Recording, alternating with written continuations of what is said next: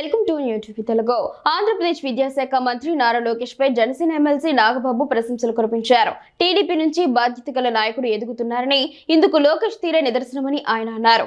మైలవరంలోని పాఠశాలలో జరిగిన పొరపాటుకు మంత్రిగా లోకేష్ క్షమాపణ చెప్పడం ఆయన బాధ్యతకు నాయకత్వ లక్షణానికి నిదర్శనమని నాగబాబు పేర్కొన్నారు. మైలవరంలోని తారక రామనగర్ మండల పరిషత్ మోడల్ స్కూల్లో దొక్క సీతమ్మ మధ్యాహ్న భోజన పథకంలో నాణ్యత లోపం తలెత్తిందని నాగబాబు వెల్లడించారు.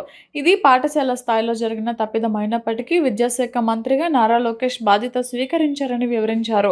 ఈ ఘటనపై లోకేష్ స్పందించిన తీరును అభినందిస్తున్నామని తెలిపారు. అంతకుముందు ఆహార నాణ్యత లోపంపై మంత్రి లోకేష్ స్పందిస్తూ ప్రభుత్వ పాఠశాలలో ఆహార నాణ్యత సరిగా లేదని తన దృష్టికి రాగానే వెంటనే చర్యలు ప్రారంభించామని తెలిపారు. వెంటనే 3 సభ్యులతో కమిటీని ఏర్పాటు చేశాం. వారి నివేదిక ఆధారంగా ఫుడ్ ఏజెన్సీని మార్చడంతో పాటు హెడ్ మాస్టర్ను సస్పెండ్ చేశాం. పర్యవేక్షణను మరింత బలోపేతం చేస్తాం.